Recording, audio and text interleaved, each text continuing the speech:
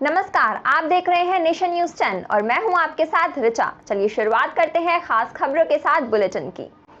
खानपुर थाना पुलिस ने 30 नामजद और कुछ अज्ञात लोगों के खिलाफ माहौल बिगाड़ने पर मुकदमा दर्ज किया है। आपको बता दें, पुलिस ने ग्राम समाज की भूमि पर जबरन मूर्ति स्थापित करने की वजह से यह मुकदमा दर्ज किया है। प्रशासन के समझाने के बावजूद कुछ लोग सरकारी भूमि पर दोबारा मूर्ति लगा रहे थे, जिस कारण खानपुर और लक्सर पुलिस के अलावा कई थानों की पुलिस ने बलपूर्वक मूर्ति को अपने कब्जे में लिया। क्योंकि ये सरकारी भूमि पे बाबा साहब भीमराव अंबेडकर जी की मूर्ति स्थापित की गई थी, तो पुलिस द्वारा उसे वहाँ से जबरन वहाँ से हटाया गया। और उसके बाद जो है शाम को दोबारा पता चला था कि ये वहाँ पर पुनः स्थापित करी गई है। रखी थोड़ी आगे गई थी, लेकिन वो भी सरकारी भूमि पे थी, तो उस संबंध में जो है थाना खानपुर पे विभिन्न धाराओं में मुकदमा दर्ज हुआ है, जिसमें 10-15 लोग नामजद हैं और बाकी 15-20 लोग अज्ञात के खिलाफ ये मुकदमा दर्ज हुआ है। लक्सर पुलिस चौकी के 2 सिपाहियों पर गोली चलाकर घायल करने के मामले में 5 महीने से फरार सहारनपुर के 3 आरोपियों की संपत्ति लक्सर पुलिस ने कुर्क कर ली है। विवेचक के प्रार्थना पत्र पर सुनवाई के बाद कोर्ट ने उनकी कुर्क संपत्ति जब्त करने के आदेश दिए थे। आपको बता दें, 16 अक्टूबर 2022 में लक्सर बाजार चौकी पुलिस को नगर में बाइक पर हथियारबंद बदमाशों के घूमने की सूचना मिली थी। इस पर 2 सिपाही उनके पीछे लगे तो बदमाशों ने उन पर गोलियां दागी थी। दोनों ही सिपाही गोली लगने से घायल हुए थे, जबकि बदमाश फरार हो गए थे। घटना के करीब 19 दिन बाद पुलिस ने इस मामले का खुलासा किया और कई लोगों को जेल भेजा। पुलिस के मुताबिक बदमाश स्थानीय व्यापारियों के साथ लूटपाट करने के मामले से लक्सर आए थे।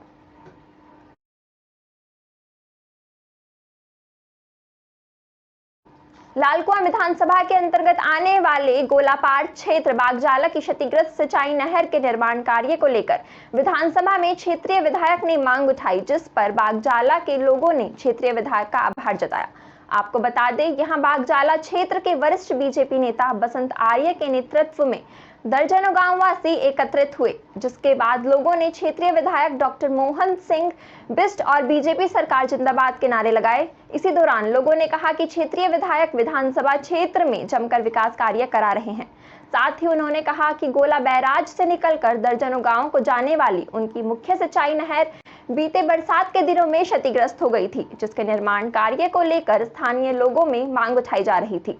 उन्होंने कहा कि नहर क्षतिग्रस्त हो जाने के कारण यह ग्रामीण इलाकों के लोगों को सिंचाई के लिए परेशानियों का सामना करना पड़ रहा था। लोगों की परेशानियों को देखते हुए क्षेत्रीय विधायक ने इस मामले को गंभीरता से लिया और विधानसभा के विशेष सत्र में इस मामले को रखा, जो अपने आप में काबिले तारीफ है। उन्होंने कहा कि इसके निर्माण में लगभग 5 करोड़ रुपए का खर्चा होना है, जिस पर डीपीआर बनकर तैयार हो गया है और जल्द ही इसका निर्माण कार्य शुरू हो जाएगा। विधायक जी का जो हमारे सुल्तान नगरी में बाढ़ से जो प्रभावित हो जा रहे थे हमारी जनता, उसके लिए जो कार्य किया है, हमने बजट आवेदन किया है, उसके लिए विधायक जी का बहुत बहुत धन्यवाद। ये तो एक हो गया ना, ये तो प्रोसेस हो गया विधानसभा में तो चली आराम से लगातार इसका प्रोसेस बहुत बहुत आभार। बेमौसम बारिश ने एक बार फिर किसानों की कमर तोड़ दी है। पिछले कई दिनों से सिंगरौली जिले में कुछ इलाकों में लगातार बारिश और गरज के साथ आंधी का कहर जारी है। चितरंगी तहसील के कई गांव में ओले की बरसात हुई, जिससे किसानों को भारी नुकसान हुआ है। आपको बता दें, मोरबा थाना इलाके में आसमानी बिजली के कहर से आधा दर्जन पशुओं की दर्दनाक मौत हो गई। आंधी की वजह से कई इलाकों में पोल खंभे टूट गए, जिससे अभी तक कई इलाकों में बिजली गुल है। बिजली विभाग को भी इससे काफी नुकसान हुआ है। बहरहाल पूरे जिले में बेमौसम बारिश, आंधी, ओलों ने किसानों की मुसीबत बढ़ा दी है। बारिश की वजह से फसलें नष्ट हो गई हैं। किसानों ने तत्काल सर्वे कराकर राहत मुआवजे की मांग की है। मौसम की बारिश हुई है, इसमें किसानों का कितना नुकसान हुआ है? जैसा देखा जाए नुकसान, इसमें 3-4 दिन से बारिश का मौसम ख़राब चल रहा है और आज बारिश हुई, सभी फसल खरिहान में है और फसल ख़राब होने का काफ़ी आसार है। गेहूं के लिए तो सही है, लेकिन रहर के लिए ज़्यादा नुकसानदायक होगा और प्रयास है, कहीं ओले भी गिरे हैं तो सरकार से निवेदन है कि जहां भी ओले गिरे हों सर्वेक्षण करा के उनको का सहयोग राशि दिया जाए। मौसम की बारिश हुई है, इसमें किसानों का कितना नुकसान हुआ है? जैसा देखा जाए नुकसान, इसमें 3-4 दिन से बारिश का मौसम ख़राब चल रहा है और आज बारिश हुई, सभी फसल खरिहान में है और फसल खराब होने का काफ़ी आसार है। गेहूं के लिए तो सही है, लेकिन अरहर के लिए ज़्यादा नुकसानदायक होगा। और प्रयास है, कहीं कहीं ओले भी गिरे हैं, तो सरकार से निवेदन है कि जहां भी ओले गिरे हों सर्वेक्षण करा के उनको का सहयोग राशि दिया जाए। मौसम की बारिश हुई है, इसमें किसानों का कितना नुकसान हुआ है? जैसा देखा जाए नुकसान, इसमें 3-4 दिन से बारिश का मौसम ख़राब चल रहा है और आज बारिश हुई, सभी फसल खरिहान में है और फसल खराब होने का काफ़ी आसार है। गेहूं के लिए तो सही है, लेकिन अरहर के लिए ज़्यादा नुकसानदायक होगा।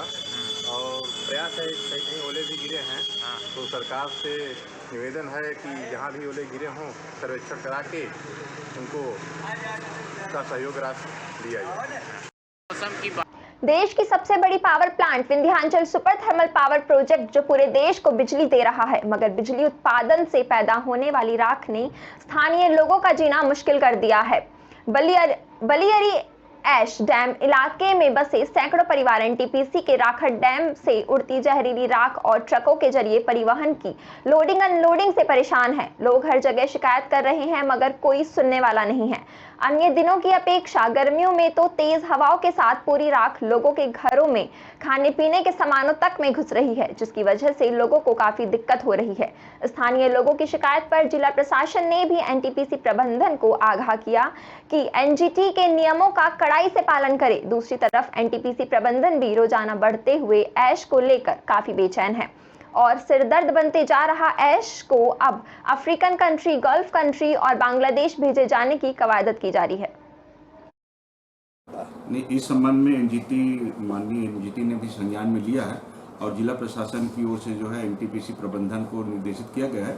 यदि निर्देश के उपरांत भी उनके द्वारा अगर इसका पालन नहीं किया जा रहा है तो संबंधित जो प्रबंधक है उनको इस संबंध में पुनः निर्देशित किया जाएगा। संजय साहब, ये बलियरी है सर, ये एनटीपीसी का राखड़ डैम है सर। यहाँ पे बहुत ही ज़्यादा दिक्कत है सर। दिक्कत ये है कि एक तो गाड़ी इतना चलती है एनटीपीसी की सर, रात में दिन में इतना डस्ट उड़ता है। यहाँ के मुंशी ठेकेदार जो है इनको पानी डालने के बोलते हैं तो बोलते हैं तुम यहाँ के नेता बनते हो। हम पानी डालने के बोलते हैं तो बोलते हैं तुम यहाँ के नेता बनते हो। खबर मध्य प्रदेश के उमरिया जिले से है, जहां राजस्थान के सवाई माधोपुर जिले से युवा योगी के रूप में विजय गुज्जर 7 दिसंबर को भगवान जगन्नाथ जी के दर्शन करने के उद्देश्य से दंडवत यात्रा पर निकले थे। विजय गुज्जर ने ये यात्रा देशवासियों के सुख, शांति और समृद्धि की मंगल कामना के उद्देश्य से प्रारंभ की है। बता दें कि ये दंडवत पैदल यात्रा उमरिया जिले के वीर सिंहपुर पाली पहुंची, जहां इस यात्रा का मां बिरासनी धाम सेवा समिति के सदस्यों ने माता के दर्शन कराकर युवा योगी को मां बिरासनी की प्रतिमा भेंटकर स्वागत किया। वहीं इनकी इस यात्रा को सफल बनाने के लिए जगत जननी मां बिरासनी से मंगल कामनाएं की। समिति के सदस्यों ने खाने पीने की व्यवस्था कराकर विजय गुज्जर की यात्रा को शुभकामनाएं दी। इस दौरान मां बिरासनी धाम सेवा समिति के सभी सदस्य मौजूद रहे। ये यात्रा ये नरोजाबाद तरफ से दंडवत आ रहे थे। माँ बिरासनी धाम सेवा समिति के किसी सदस्यों ने देखा कि ये दंडवत जा रहे हैं तो रुक कर पूछा गया कि बाबा जी आप कहाँ से कहाँ जा रहे हैं। तो बाबा जी ने बताया कि सवाई माधोपुर राजस्थान से जगन्नाथपुरी के लिए ये दंडवत जा रहे थे। तो माँ बिरासनी धाम सेवा समिति के सदस्य ने इनको माँ बिरासनी की प्रतिमा की पूजा अर्चना आरती करवाई। मेरा नाम विजय गुर्जर है। मैं राजस्थान सवाई माधोपुर जिले रेंडाल गुर्जर गांव से जगन्नाथपुरी के लिए दंडवत चालू की है। 7 दिसंबर को चालू की थी और मैं आज 3.5 महीने मेरे को हो चुके हैं यहाँ पर उमरिया वीर सिंहपुर। तो मैं यहाँ पर एक दिव्य मंदिर था, उसके रश्मि धाम मंदिर, उसके दर्शन के लिए गया था। यहाँ के भाई ने मेरी बहुत अच्छी सपोर्ट की और वो मेरे साथ भी हैं, मेरी मदद कर रहे हैं। तेज हवा और बेमौसम बरसात ने हर जगह पानी ही पानी कर दिया। वहीं जहां गर्मी के मौसम में वर्षा अमृत का काम करती है, इस वर्ष जहर बनकर बरस रही है। बरसात का पानी खेतों में खड़ी और कटी फसलों को बर्बाद कर रहा है। इसके चलते किसानों के माथे पर चिंता की लकीरें साफ देखी जा रही हैं। लगातार बेमौसम बारिश के कारण किसानों की हालत खराब हो गई है।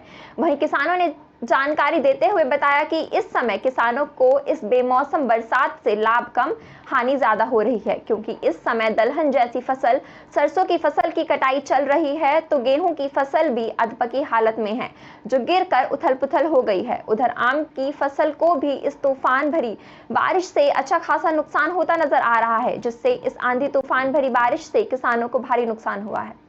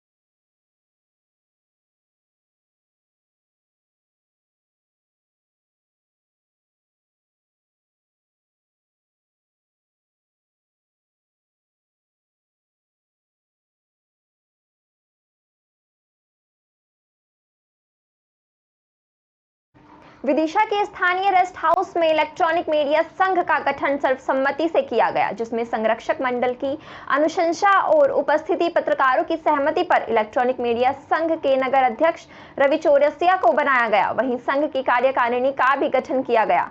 आपको बता दें, बैठक में कई बिंदुओं पर चर्चा भी की गई। साथ ही बैठक के दौरान वरिष्ठ पत्रकार यशपाल यादव ने कहा कि सभी को एकजुट होकर काम करना है, वहीं हमारे सम्मान में किसी प्रकार की ठेस न पहुंचे, इसका हमें ध्यान रखना है। इस अवसर पर नीतीश श्रीवास्तव सहित इलेक्ट्रॉनिक मीडिया के सभी सदस्य उपस्थित रहे।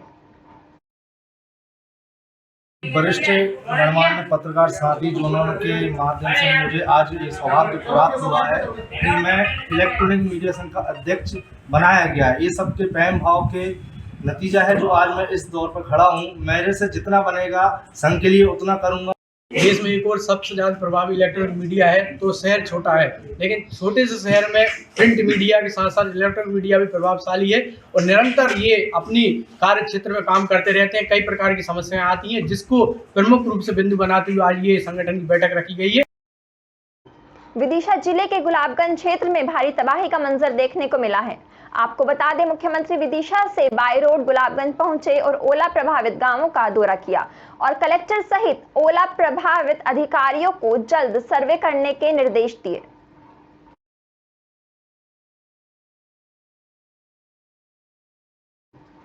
विदिशा जिले के विधानसभा क्षेत्र के अनेकों गांवों में 15 दिनों के अंदर 2 बार भारी बारिश और ओलों की मार के कारण फसल बर्बाद हो गई। वहीं बीजेपी नेताओं और प्रशासनिक अधिकारियों को बर्बाद फसलें नहीं दिख पा रही। बीजेपी के जनप्रतिनिधि ने 100% नुकसान को कहीं 40% और कहीं 70% मनमर्जी से लिखवाने का काम किया है। आज प्रदेश कांग्रेस कमेटी के महामंत्री सुभाष बोहत, एडवोकेट और पूर्व विधायिका श्रीमती पानबाई ने गांवों का दौरा कर किसान भाइयों से चर्चा की और जल्द ही पर्याप्त मुआवजा राशि तय समय सीमा में देने का प्रशासन से आग्रह किया। इस अवसर पर उपस्थित किसानों को ढांढस बांधते हुए पूर्व विधानसभा कांग्रेस प्रत्याशी सुभाष बोहत, एडवोकेट ने कहा कि पूरा कांग्रेस परिवार इस दुख की घड़ी में आपके साथ है। उन्होंने कहा कि शासन प्रशासन ने यदि किसान भाइयों को पर्याप्त मुआवजा राशि समय पर नहीं दी तो एसडीएम कार्यालय सिरोज गंजबा सोदा और कुरवाई में कांग्रेस पदाधिकारी और कार्यकर्ता किसानों को साथ लेकर धरना प्रदर्शन करेंगे, जिसकी संपूर्ण जिम्मेदारी नैतिकता के आधार पर बीजेपी के सत्ताधारी नेताओं और शासन प्रशासन की होगी। यहाँ उपस्थित हैं। यहाँ पर लगातार भारी नुकसान किसानों का हुआ है। विधायक और एसडीएम महोदय यहाँ आए थे और औपचारिकता करके केवल चले गए। अभी तक कोई भी गांव के लोगों की शिकायत है, आपके सामने नौजवानों ने शिकायत करी है। खेत पर कोई नहीं गया, 100% नुकसान हुआ है। विधायक जी 70% नुकसान का कह के गए हैं। मैं सुभाष बोहत कांग्रेस पार्टी की ओर से इसका आपत्ति दर्ज करता हूं। ऐसे ही देश और दुनिया की बड़ी खबरों के लिए देखते रहें नेशन न्यूज़ 10। नमस्कार।